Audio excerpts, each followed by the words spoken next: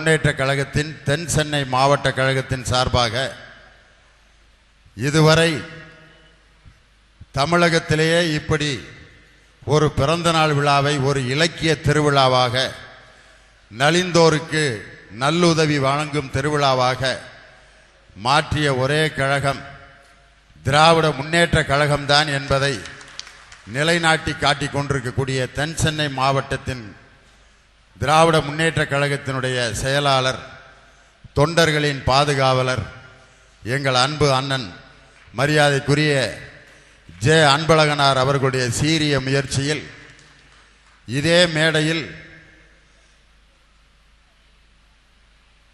அதிமுகவினுடைய ஜெயலலிதா அவர்களுடைய திருமண விழாவும் மன்னிச்சுங்க, அவங்க நடத்திய திருமண விழா இந்த மேடையில் நடந்துச்சு.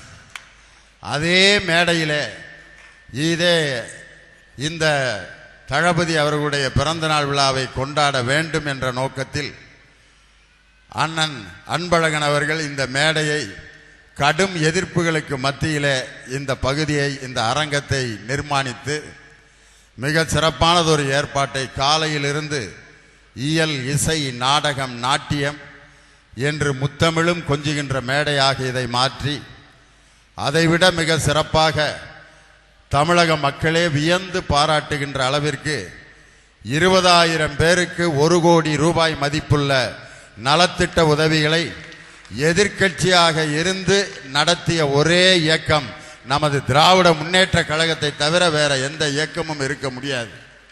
காரணம், அதிமுகவில் இன்னைக்கு அமைச்சராக இருக்கவங்க எவ்வளவு நாள் அமைச்சராக இருப்பாங்கன்ட்டு முடிவெடுக்கிறதுக்கே நேரம் பத்தில் அதுகளுக்கு. காலையில் அண்ணன் துரைமுருகன் அவர்கள் சொன்னது மாதிரி 2 நாள் மட்டும்தான் நிம்மதியாக தூங்குறாங்க அதிமுக அமைச்சர்கள். ஒன்று அஷ்டமி, இன்னொன்று நவமி. அந்த 2 நாள் தான் எந்த நடவடிக்கையும் எடுக்க மாட்டாங்கன்ட்டு நிம்மதியாக தூக்க மாத்திரை போட்ட மாதிரி நல்ல தூக்கம். நவமி முடிஞ்சு அடுத்த நாள்னாக்க ஒருத்தர் முகத்தை ஒருத்தர் இப்படியே பார்த்து, அடுத்து நீயா நானா, யாரியா, ஐயோ என்னையா, எதுவும் பேசிட்டீங்களா கொண்டீங்களான்னு. ஆனால் எங்களுடைய பட்டிமன்றத்திற்கு சென்னையிலே பொது இடத்துல இந்த நிகழ்ச்சியை நடத்தக்கூடாது அப்படின்னு காவல்துறை ஒரு கட்டுப்பாடு.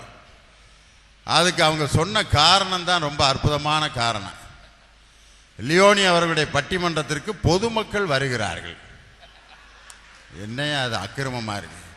பொதுக்கூட்டம்னாலே பொதுமக்களை வச்சு நடத்துறதுக்கு பேர் தான் பொதுக்கூட்டம். ஆனால் இன்னைக்கு அதிமுகவினுடைய பொதுக்கூட்டத்தில் ஜனங்களை விட ஆடு மாடு தான் சைடில் நிறையா இருக்கு. ஏன்னா அதை பாதுகாத்து எங்கிட்டும் ஓடிடாமல் பாதுகாக்கிறதுக்கு தாசில்தார், ஆர்டிஓ, டிஆர்ஓவோட வேலை இன்னைக்கு ஆடு மேய்க்கிற வேலையாகிப்போச்சு. பரதாமல் இருக்கு. ஜூ ஜூ அப்படின்னார் ஒருத்தர். இவர் தான் ஆடெல்லாம் சப்ளை பண்ணவரா? இல்லை, அவர் தான் டிஆர்ஓ அப்படின்னாங்க. டிஆர்ஓ இன்னைக்கு ஆடு மேய்ச்சிக்கிட்டு சைடில் மேடையில் உட்காந்துருக்கார். இந்த மாதிரி ஒரு நலத்திட்ட உதவிகளுக்கு மத்தியில் எதிர்க்கட்சியாக இருந்தும் 20,000 பேருக்கு எந்த சந்தடியும் இல்லாமல், சச்சரவும் இல்லாமல், கடமை, கண்ணியம், கட்டுப்பாடோடு இந்த நலத்திட்ட உதவிகளை வழங்கியிருக்கிறார்கள் என்று சொன்னால் அதுதான் திராவிட முன்னேற்ற கழகத்தினுடைய விழா. ஆனால் அவர்கள் வழங்கிய அந்த நலத்திட்ட உதவியில் ஒரு தடவை அடிதடியாகி 10-12 பேர் இதே சென்னையில் இறந்து போன வரலாறெல்லாம் உண்டு.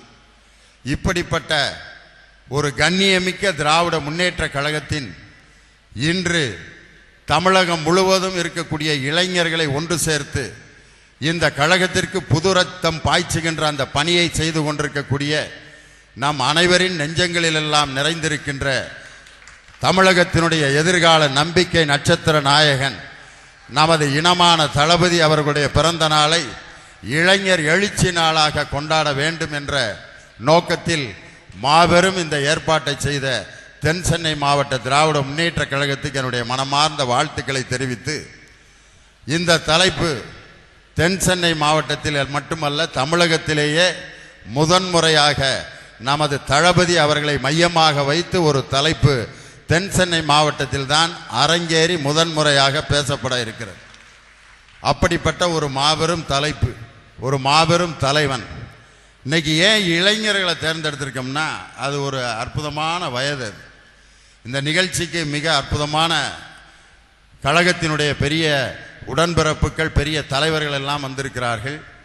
நமது முத்தமிழறிஞர் டாக்டர் கலைஞர் அவர்களுடைய வசனத்திலே உருவான திரைப்படங்களை இயக்கிய இயக்குனர்களுக்கெல்லாம் வழிகாட்டியாக இருக்கின்ற எங்கள் ஐயா இயக்குனர் தலைவர் ஐயா அமிர்தம் அவர்கள் இங்கே வருகை தந்திருக்கிறார்கள்.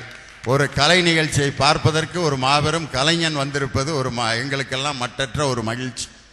இன்னும் மற்ற பெரிய அறிஞர் பெருமக்கள் எல்லாம் வந்திருக்கிறார்கள். முன்னாள் அமைச்சர் அருமை சகோதரியார் இங்கே அமர்ந்திருக்கிறார். அவர்களை எல்லாம் உங்கள் அனைவரின் சார்பாக மனமாற வாழ்த்தி வணங்கி, இளைஞர்களை ஏன் இன்னைக்கு நம்ம கழகம் என்று வழி நடத்தி அவர்களை ஒருங்கிணைத்து கொண்டிருக்கிறது. அந்த வயசு ஒரு அற்புதமான வயசு. சின்ன பையனாக இருக்கும்போது ஒரு அப்பாவும் மகனும் எப்படி பேசிக்கிடுவாங்க. ஒரு 5 வயசு பையனை அவங்க அப்பா கூப்பிட்றாரு, டேய் இவாடா அப்படின்னா அவன் ஒரு மெல்லிய குரலில் பேசுவான். என்னப்பா அப்படிமா, வாடா இங்க வர்றப்பா, உட்காரா, சரிப்பா, படிக்கணும், படிக்கிறப்பா, பேச்சு பிடிவேன், என்னடி மிரட்டிகிட்டே இருப்பார். எப்போ ஒரு 10, 12, 15 வயசு வரைக்கும் இந்த வண்டி ஓடிக்கிட்டு இருக்கேன். பக்கத்து வீட்டுக்காரனையெல்லாம் கூப்பிட்டு காட்டுவார், பிள்ளை எப்படி வளர்க்குறேன் பத்தியா, நான் சொல்கிறதெல்லாம் கேட்பாயா, இங்கே பார் வாடா, சொல்லுப்பா சொல்லுப்பா, உட்கார், குளிச்ச கோட்டை தாண்ட மாட்டான் என் பிள்ளை அப்படின்னு பக்கத்து வீட்டுக்காரனையெல்லாம் கூப்பிட்டு அருமையாக வேடிக்கை அனுப்பிச்சுட்ருப்பார். ஆனால் இது எவ்வளவு நாள் இந்த வண்டி ஓடும்னு நினைக்கிறீங்க? யோசனை பண்ணி பாருங்க.